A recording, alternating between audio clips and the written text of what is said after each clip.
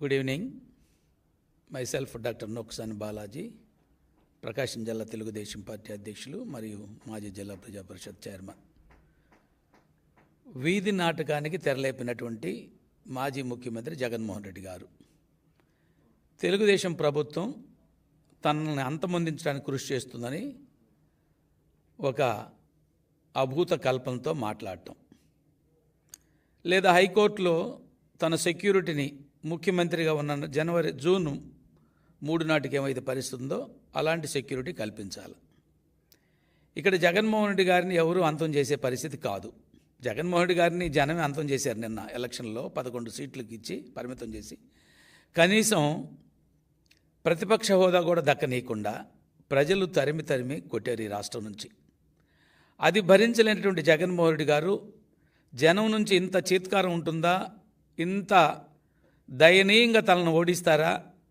Why not 175 ఉన్న జగన్మోహన్ రెడ్డి తను results చూసిన తర్వాత అప్పటికే ఆశల్లో ఉండి అప్పటికే రాజధాని ఏదైతే ప్రమాణ స్వీకారాన్ని జూన్ 9 ఏర్పాటు చేసుకుంటాను ప్రగల్భాలు పలికి తీరా రిజల్ట్స్ వచ్చేసరికి పిచ్చెక్కిన జగన్మోహన్ రెడ్డి గారు తనకి ఏదైతే ఒక మాజీ ముఖ్యమంత్రికి భద్రత ఎంత ఉంటుందో అంతే కల్పిస్తామంటున్నట్టు పోలీసు వర్గాలు, లేదు నాకు భద్రత 986 మందితోటి బహుశా ఉత్తర కొరియా అధ్యక్షుడు తలదన్నేట్టుగా ఉన్నటువంటి భద్రతను ఏర్పాటు చేసుకున్న స్పెషల్ పోలీస్ ఏదైతే సెక్యూరిటీ గ్రూప్ యాక్ట్తో ఏర్పాటు చేసే ఒక యాక్టు, దాంతో 986 మందిని సెక్యూరిటీ ఏర్పాటు చేసుకొని బహుశా ఎవ్వరికి కూడా లేనటువంటి సెక్యూరిటీని ఏర్పాటు చేసుకుని అది నాకు ఇప్పుడు కావాలంటారు.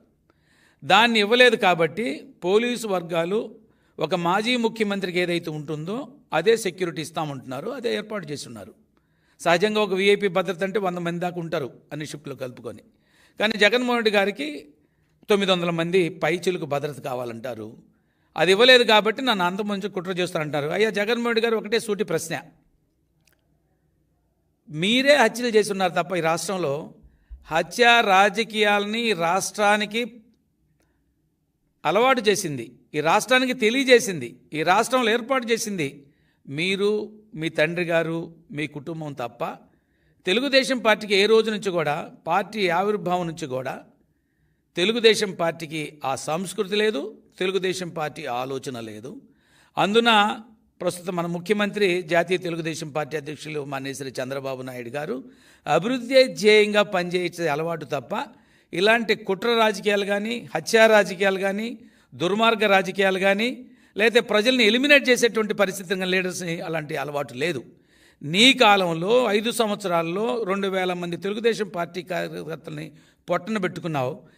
చివరి ఆఖరికి నీ ఎంపీని కూడా జైల్లో పెట్టి కొట్టించిన సందర్భం. కాబట్టి హత్యా రాజకీయాలు నువ్వు నేర్పుతున్నావు, హత్యా రాజకీయాలు నువ్వు చేస్తున్నావు తప్ప ఎవరు కూడా తెలుగుదేశం పార్టీ ఆనవాయితీ లేదు, అది తెలుగుదేశం సంస్కృతిలో కూడా లేదు. మీరు ఇవాళ ఏదో విధంగా అబాస్పాలు చేయాలి తెలుగుదేశం పార్టీని, ఓడాం కాబట్టి ఇది ఎట్లో గట్లా ప్రజల మీదకి నెట్టాలి ఈ ప్రభుత్వాన్ని. ఎందుకంటే ప్రభుత్వంగా ఈ 2 నెలల్లోనే ప్రజలకు జవాబుదారీతనంగా అత్యంత బాధ్యతాయుతంగా 5 సంవత్సరాల ధ్వంసమైన పరిపాలన 2 నెలల్లోనే గాడిని పెట్టి ప్రజల ఆమోదాన్ని, ప్రజల హర్షాతిరేకాల మధ్య చంద్రబాబు నాయుడు గారు పరిపాలన చేస్తుంటే ఇవాళ అది ఓర్చుకోలేని నువ్వు నన్ను అంతమొందించటానికి జనం నవ్వుకుంటున్నారు. అయ్యా మేము అంతమొందించాం కదా నేను రాజకీయంగా, తిరిగి కొత్తగా ఎవరు అంతమొందించాలి నిన్ను? అవసరం లేదు, ప్రజా జీవితం నుంచి తరిమి కొట్టాము, ఇక నిన్ను చూడటం అంటే మమ్మల్ని మేము హత్య చేసుకున్నట్టే కాబట్టి నీ ముఖం కూడా చూడటానికి సిగ్గుగా ఉందని జనం ఓ బ్రహ్మాండమైన తీర్పు ఇస్తే అది ఓర్చుకోలేని జగన్మోహన్ రెడ్డి గారు తను అధికార పార్టీ మీద లేదా తెలుగుదేశం జనసేన బీజేపీ కూటమి మీద ఒక అభాండం వేస్తున్న పరిస్థితి. జనం ఎవరు నమ్మలేదు కాబట్టి ఆ రోజు నీకు 151 సీట్లు ఇచ్చినా 5 సంవత్సరాల్లో నువ్వు 175 అన్నా కూడా ఇవాళ 11 సీట్లకు పరిమితం చేసి ప్రతిపక్ష హోదా కూడా లేదు నీకు. ఎంత దారుణం అంటే నిన్ను అంగీకరించలేకపోయారు జనం. కానీ తమరు ఇంకా అర్థం చేసుకోకుండా, ప్రజాభిప్రాయాన్ని అర్థం చేసుకోకుండా, ప్రజలు ఏం కోరుకుంటున్నారో, ఎలాంటి పరిపాలన కావాలనుకుంటున్నారో, ప్రజలు ఎలాంటి నాయకుడు కావాలనుకుంటున్నారో ఆ నాయకుడిని ఎన్నుకొని ఆయన ద్వారా పరిపాలన చవిచూస్తున్నటువంటి పరిస్థితి. కానీ తమకి బాధగా ఉంది. నీ చెల్లెళ్ళు నేను రాష్ట్రంలో కోరుకున్నారు, మాకు రక్షణ కల్పించండి జగన్మోహన్ రెడ్డి గారిని. గురించని. ఒక పక్కన షర్మిల గారు, మరో పక్క సునీత గారు సొంత తండ్రిని కోల్పోయి అన్న మా నాన్నను చంపేశారు చూడంటే ఉదయం పూటేమో గుండెపోటు అన్నావు, సాయంకాలానికి గొడ్డలి పోటు అన్నావు, 3 సెకండ్ మరుసటి రోజు ఉదయంకి వచ్చేసరికి నారాసుర రక్త చరిత్ర చంద్రబాబు నాయుడు గారు అది చేయించారన్నావు. ప్రజలు అర్థం చేసుకున్నారు. హైకోర్టులు ఏం చెప్పినాయి, లేదా సిబిఐతో ఎంక్వైరీ చేయించమన్నావు. నువ్వు ప్రభుత్వంలోకి వచ్చినాక సిబిఐ ఎంక్వైరీ పని లేదన్నావు. కోర్టుల్లో ఒక ఆర్డర్ తెచ్చుకున్నావు దీని గురించి చర్చించకూడదు అని. అంటే ప్రతి క్షణం నువ్వు ఈ రాష్ట్ర ప్రజలు అమాయకులు, ప్రజలు అర్థం చేసుకోలేరు, ప్రజలకు అవగాహన లేదు, ప్రజలకు జ్ఞాపక శక్తి లేదు, ప్రజలు నేనేం చెబితే తింటారు. ఎందుకంటే ఒక మోసగాడిని, హత్యా రాజకీయాల్లో రాటు తేలినటువంటి వాడిని, ఆ రోజు పరిటాల రవి లాంటి వారిని కూడా హంతమొందించినటువంటి కుట్రలో భాగస్వామిని, నన్నే నమ్మి ఓటేసి 151 సీట్లు తెచ్చినటువంటి జనాన్ని ఎలాగైనా మోసం చేయొచ్చు. ఒకసారి ఈ మోసంని ప్రజలు అర్థం చేసుకుని తిరగొట్టారు. అయినా కూడా మరొకసారి మోసం చేయాలనే ఉద్దేశంతో నువ్వు చేస్తున్నటువంటి ప్రయత్నాలు అయితే ఉన్నాయో ప్రజలు హర్షించే స్థితిలో లేరు, అంగీకరించే స్థితిలో లేరు. నీ హత్యా రాజకీయాలను జనం అర్థం చేసుకున్నారు. నువ్వెంత దుర్మార్గుడువో ఆఖరికి చెల్లి, తల్లి అందరూ కూడా రోడ్లు వెంబడి తిరగాల్సిన పరిస్థితి వచ్చింది. నీ నుంచి రక్షణ వాళ్ళు కోరుకుంటున్నారు. ఇవాళ నిన్ను అంతమొందించాల్సిన అవసరం తెలుగుదేశం ప్రభుత్వానికి కానీ ఈ కూటమికి కానీ ఎటువంటి పరిస్థితి లేదు, ఆలోచన లేదు. ఆలోచన చేసే తీరిక కూడా ఇవాళ అధినాయకుడు చంద్రబాబు నాయుడు గారికి లేదు. కారణం ఆయన చూస్తున్నారు ఈ రాష్ట్రంలో ఏం జరుగుతుందో. రాత్రంతా నిర్విరామంగా ఈ అధికారులతోటి, పోలీస్ అధికారులు, కలెక్టర్లతో, ఆఫీసులతో రివ్యూలు చేస్తూ రాష్ట్రాన్ని ఎలా గాడిన పెట్టాలి, ధ్వంసమైన ఆంధ్రప్రదేశ్ని ఎలా ముందుకు తీసుకెళ్ళాలి. ఒక పక్క హత్యా రాజకీయాల్లో రాష్ట్రం అల్లకల్లోలమైంది. గంజాయి రాష్ట్రంగా, గంజాయి హబ్గా ఆంధ్రప్రదేశ్ భారతదేశంలోనే ఒక గంజాయి హబ్గా మిగిలిపోయినటువంటిది. లేకపోతే ఈ యొక్క చీప్ లిక్కర్ తోటి ప్రజల జీవితం చెలగాటాడావు. అనేక మంది రాజకీయ నాయకుల్ని జైల్లో తోసేసావు, అనేక మందిని చంపించావు. తోట చంద్ర అయినటువంటి పల్నాడులో జై జగన్ అనలేదని జై చంద్రబాబు నాయుడు గారు అన్నని గొంతు కోయించినటువంటి సంఘటన కాదా? గతంలో మాచర్లో జరిగిన సంఘటన ఒక హత్యను పురస్కరించుకొని మా తెలుగుదేశం పార్టీ నాయకులు పోతే వాళ్ళ కారులతో ధ్వంసం చేసి వాళ్ళందరినీ రాక్షసంగా హింసించినటువంటి దాఖలా మీది కాదా? అంటే జనం మీరు మోసం చేయాలనుకుంటున్నారు. ఇంకా కూడా నిన్ను కనీసం ప్రతిపక్ష హోదా కూడా లేకుండా మిమ్మల్ని దారుణంగా ఓడించి ప్రజా జీవితం నుంచి బయటికి పంపించడానికి ప్రయత్నం చేస్తే ఇంకా సిగ్గు లేకుండా తగుదునమ్మంటూ గురువింద సామెతలాగా ఈరోజు వచ్చి నన్ను తెలుగుదేశం ప్రభుత్వం లేదా కూటమి ప్రభుత్వం అంతమొందించాలని చూస్తుంది. ఇవాళ Z+ కేటగిరీలో NSG సెక్యూరిటీలో ఉన్నాడు చంద్రబాబు నాయుడు గారు. ఆయనకి ఎంత సెక్యూరిటీ ఉంది? ఒక మాజీ ముఖ్యమంత్రిగా నీకెంత సెక్యూరిటీ ఇవ్వాల్సిన అవసరం ఉందో, ఎంతైతే పర్మిట్ ఉందో ఆ పర్మిషన్ ప్రకారం అధికారులు చెబుతున్నారు. దీంట్లో చంద్రబాబు నాయుడు గారి పాత్ర కానీ, తెలుగుదేశం ప్రభుత్వం కానీ, కూటమి ప్రభుత్వం కానీ పాత్ర లేదు. అది జనానికి తెలుసు. నువ్వు మసిపూసి మారేడుగా చేయాలనుకుంటున్నావు. నువ్వు మాటలు చెబితే ఏదన్నా తప్పుడు మాటలతోటి, అబద్ధాలతోటి ప్రచారం చేసుకొని గోవెల్స్ని మించిన ప్రచారం తమది. ప్రజలు మోసానికి గురవుతారు, ప్రజలు నమ్ముతారు, అమాయకులు అనుకున్నాం. ప్రజలు చాలా విజ్ఞులు, చాలా విజ్ఞాన సంపన్నులు, చాలా తెలివితేటలు ఉంది, జ్ఞాపక శక్తి కూడా ఉంది. కాబట్టి 5 సంవత్సరాలు నువ్వు చేసిన నిర్వాకానికి విసిగి వేసారినటువంటి ఆంధ్ర ప్రజానీకం నిన్ను తరిమి కొట్టినా సిగ్గు రాకపోవటం శోచనీయం. చాలా బాధేస్తుంది మాకు. నువ్వు ఎలా తిట్టించావో చంద్రబాబు నాయుడు గారు, సుదీర్ఘ రాజకీయ అనుకున్నటువంటి చంద్రబాబు నాయుడు గారిని 14 సంవత్సరాలు అప్పటికే ముఖ్యమంత్రికి చేసి సుదీర్ఘకాలం ప్రతిపక్ష నాయకుడిగా ఉండి దేశంలోని ఒక సీనియర్ రాజకీయ నాయకుడిగా ఒక వినూత్నమైన ఆలోచనలతో మంచి విజన్తో పనిచేసి రాష్ట్రాన్ని అగ్రగామి నిలబెట్టే సందర్భం గతంలో ఉమ్మడి ఆంధ్రప్రదేశ్ని కూడా 2014-19లో ఆంధ్రప్రదేశ్ని అగ్రగామి నిలబెట్టడానికి 34,000 ఎకరాలని రూపాయి ఖర్చు ఆంధ్ర ప్రభుత్వం నుంచి ఖజానా నుంచి లేకుండా సేకరించి అద్భుతమైన రాజధాని నిర్మాణానికి శ్రీకారం చుట్టడానికి ప్రయత్నం చేస్తే నువ్వు ముఖ్యమంత్రి అయిన తర్వాత దారుణంగా ఆ రాజధానిని విధ్వంసం చేసిన పరిస్థితి. ముఖ్యమంత్రిగా ప్రమాణ స్వీకారం చేసిన రోజే ఆ ప్రజావేదికను కూల్చినటువంటి పరిస్థితి. ఇవాళ చంద్రబాబు నాయుడు గారు ఒక ప్రోగ్రాం పెడుతున్నంటే, రివ్యూ పెడుతున్నంటే అధికారులందరూ ఎంతో ముచ్చటగా ఆనందంగా ఆ యొక్క ఫీల్ అవుతున్నారు. చంద్రబాబు నాయుడు గారి అలాంటి సమర్థవంత నాయకత్వం కింద ఈరోజు పనిచేసేటట్టు అదృష్టం కలుగుతుందని IAS, IPS మిగతా ఆఫీసర్లు కూడా హ్యాపీగా ఉన్నారు. 5 సంవత్సరాలు ఏ రోజున ప్రెస్ మీట్ పెట్టావా? పరదాలు కట్టుకున్నావు.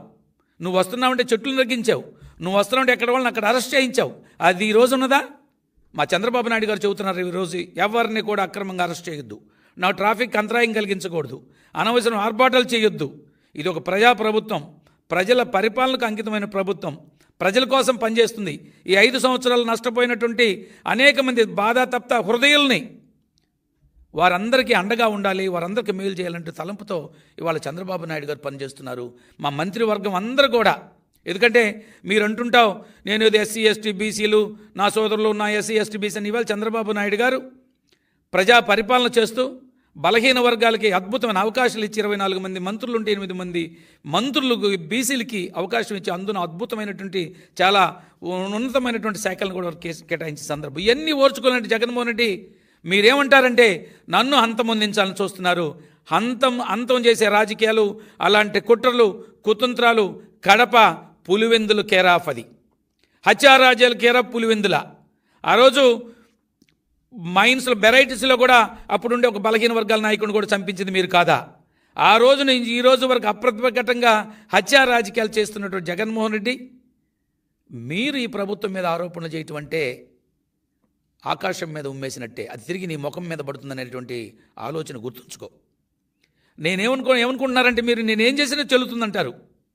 100 గొడ్లు తిన్న రాబంధువు కూడా ఏదో ఒక రోజు చిన్న గాలివానకు కూడా పోతుందన్న చందంగా 5 సంవత్సరాలు నువ్వు చేసిన అరాచకత్వానికి విసిగి వేసారిన జనం ఈ దుర్మార్గుడు పరిపాలన ఇక చూడలేము. ఇలాంటి దుర్మార్గుడు రాష్ట్రంలో అధికారంలో ఉంటే ప్రజా వ్యవస్థలన్నీ నాశనం అయిపోయినాయి, కనీసం ప్రజలకు బ్రతకలేరు.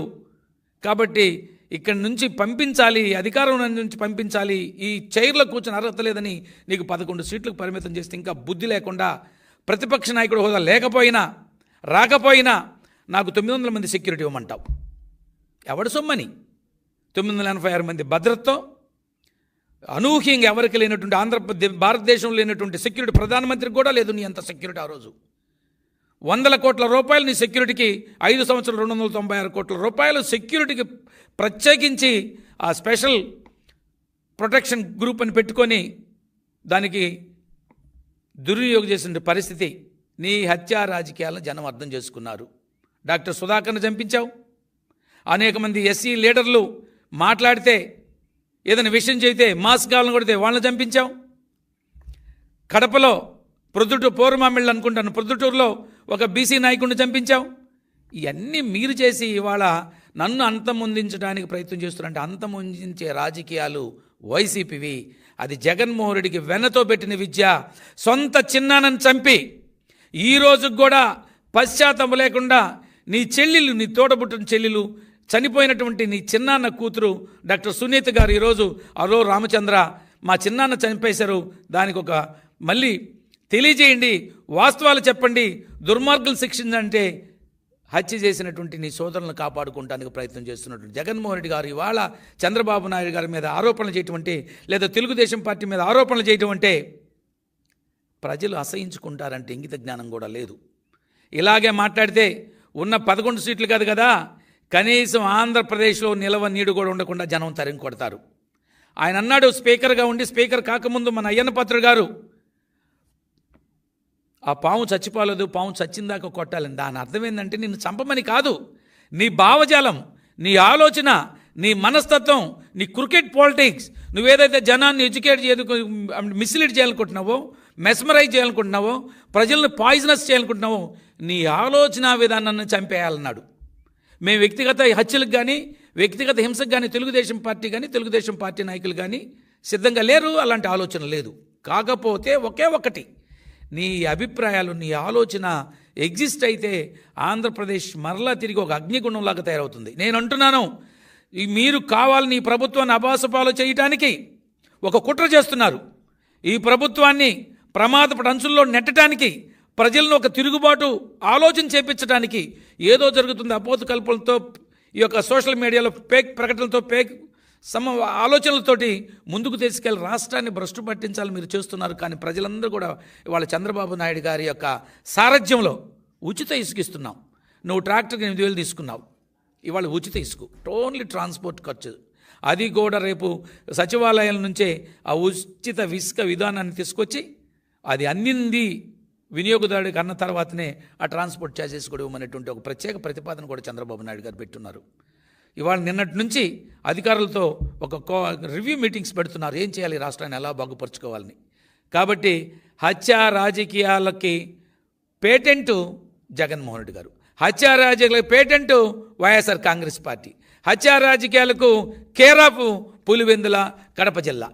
ఇక్కడ తెలుగుదేశం పార్టీ ఆవిర్భావం నుంచి కూడా నాటి మహనీయుడు ఎన్టీ రామారావు గారి దగ్గర నుంచి నేటి ముఖ్యమంత్రి చంద్రబాబు నాయుడు గారి దాకా ఆలోచన చేయటానికే ఆలోచనే రానటువంటి ఒక ప్రజాస్వామికవాదులుగా ఒక డెమోక్రటిక్ యాటిట్యూడ్ కలిగిన నాయకులు తెలుగుదేశం పార్టీ నాయకులను చలవిస్తూ ఇలాంటి అబద్ధపు ఆలోచనతో అభూత కల్పంతో ఈ రాష్ట్ర ప్రజలను మోసం చేయాలనుకుంటే వచ్చిన 11 సీట్లు కూడా దిక్కుండదు.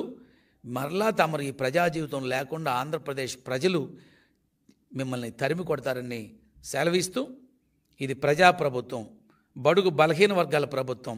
ఈ ప్రభుత్వంలో ప్రతి ఒక్కరికి న్యాయం చేయాలన్నటువంటి ఆలోచనతో ముందుకెళ్తున్న ప్రభుత్వం. ఈ ప్రభుత్వం ఈ రాష్ట్రాన్ని అత్యంత అద్భుతంగా అభివృద్ధి చేసి భారతదేశంలో ఒక అగ్రగామి రాష్ట్రంగా ఉంచాలనుకున్నటువంటి ఆలోచనతో ముందుకెళ్తున్నటువంటి కూటమి ప్రభుత్వం. ఈ ప్రభుత్వం మీద అవాకులు చవాకులు పేలితే ప్రజలు నీ ముఖం మీద ఉమ్మేయటం ఖాయమని తెలియజేస్తున్నాను. Thank you one and all.